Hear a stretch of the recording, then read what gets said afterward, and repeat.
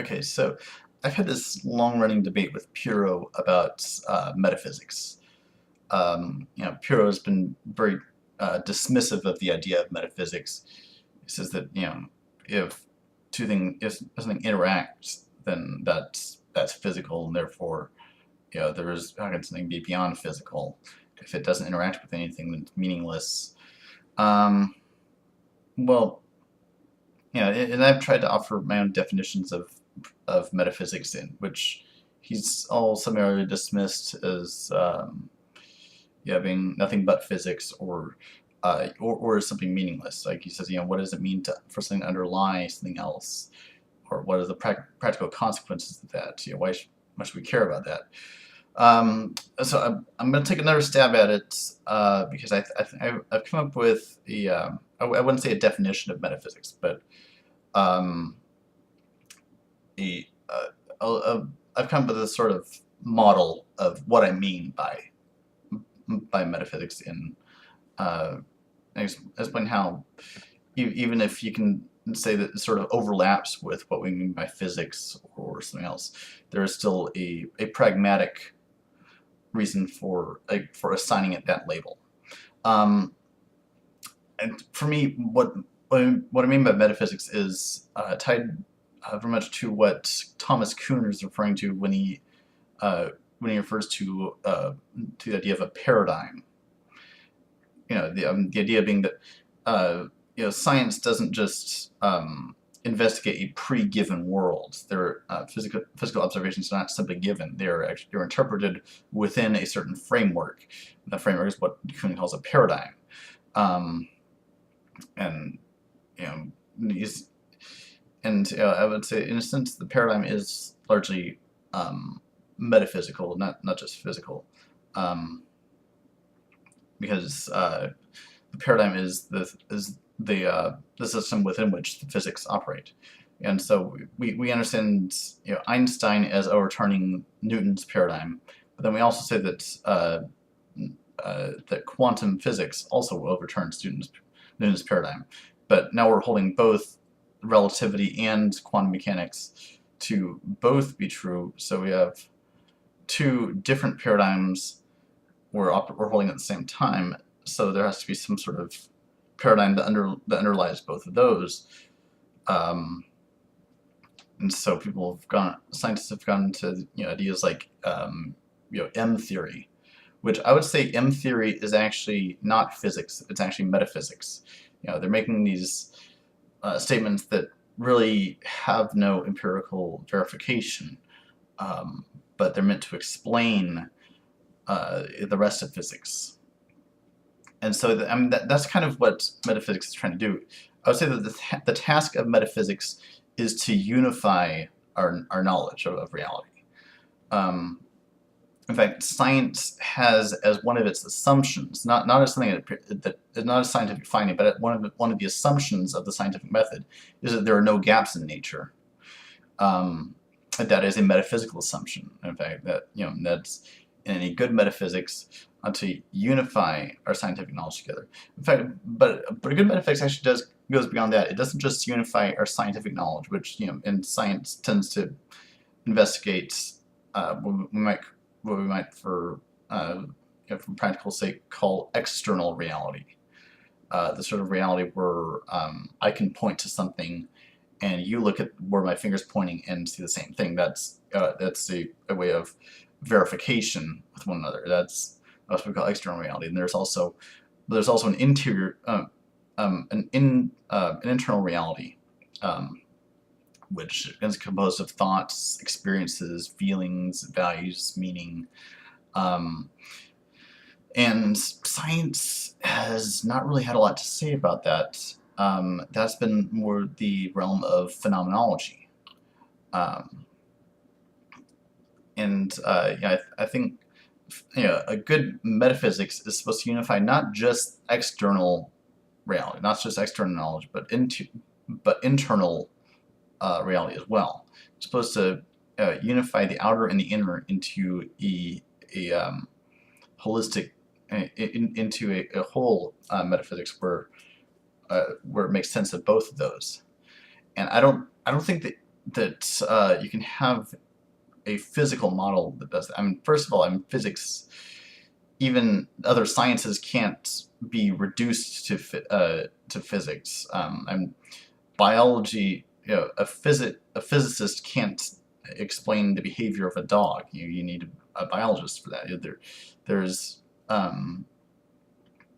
there's physics, chemistry, biology. These things are all. I mean, they had their foundation in a sort of a lower level of this nested hierarchy, but they're not reducible to their lower component. There is emergence there.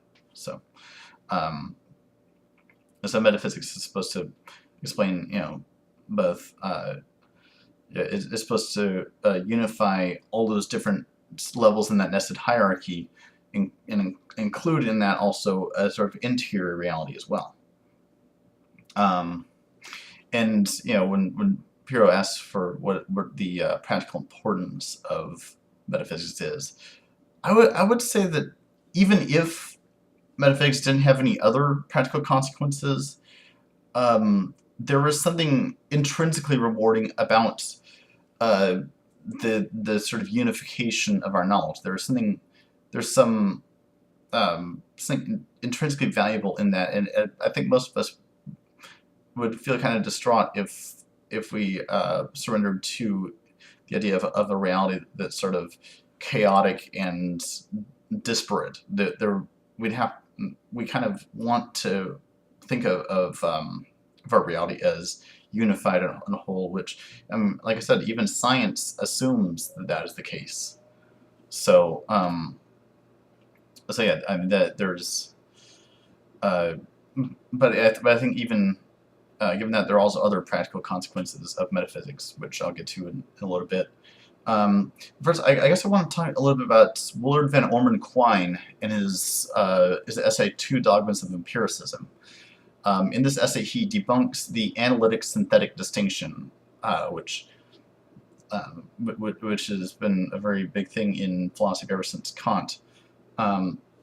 Just to overview, a synthetic statement is one that you have to sort of verify empirically. Like, it's raining outside. You have to actually go outside and look. Whereas an analytic statement is something that you're supposed to be able to know a priori. Like, all bachelors are unmarried men. But basically, I don't want to get into how Quine goes about debunking that distinction, because it'd be a little bit beyond the scope of this video. But in breaking down that distinction, he basically showed how even the laws of logic can be subject to empirical revision, and in the process brought about the downfall of logical positivism, which was the big enemy of metaphysics for most of the 20th century. And what he concluded was that there is no epistemological difference between belief in physical objects and belief in, like, the gods of Homer. Both of them are statements within a system, and the system itself cannot be debunked. You can always make adjustments within that system and to keep the system functioning. And so then he takes the fact that this sort of epistemological relativism to a turn towards pragmatism, saying that, well, we can't know which whole system is right, but what we can do is look at it pragmatically, which one has pragmatic consequences for our lives. So this was also the essay that brought about the neo-pragmatist movement, with people like Richard Rorty and Hilary Putnam and like. So obviously we can use pragmatism to decide which metaphysics we want to use, which ones have more significance to our experience than others. and so that's the reason for avoiding solipsism, for example.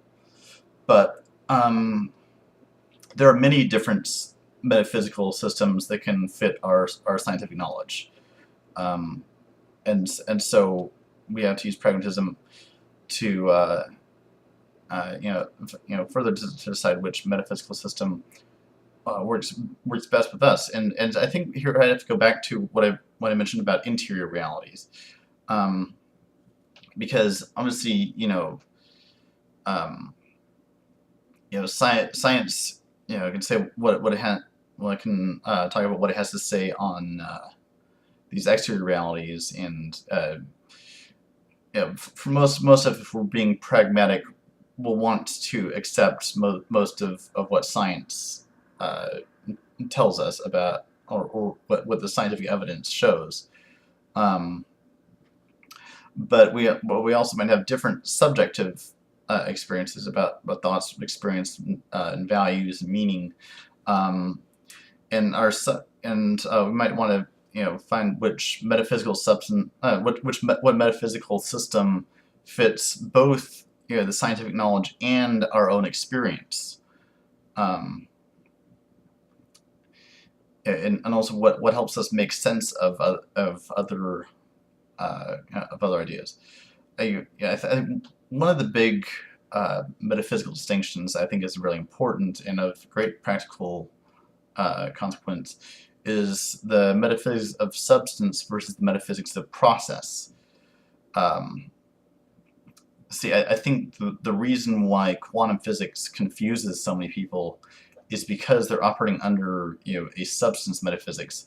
And so the idea that an electron could be both a wave and a particle doesn't make sense to them, because you're talking about two different things, two different substances,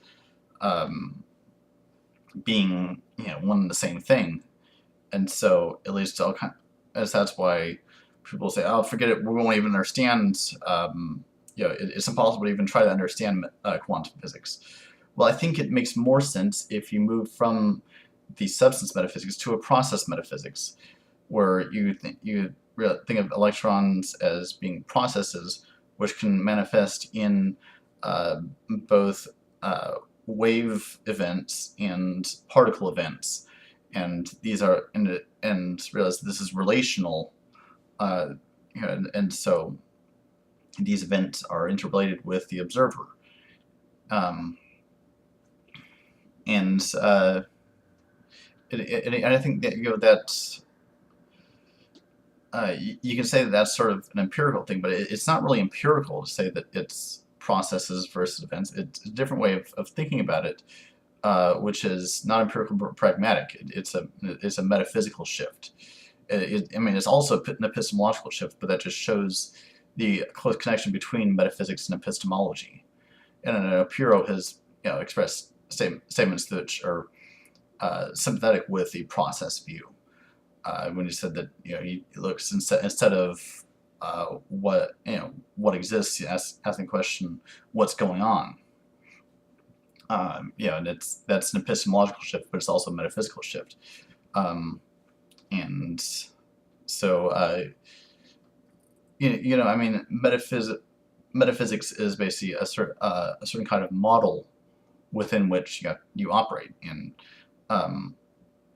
the sort of contents of that model, how open-ended it is, will affect your epistemology. So I guess I'll leave it there for now. Peace.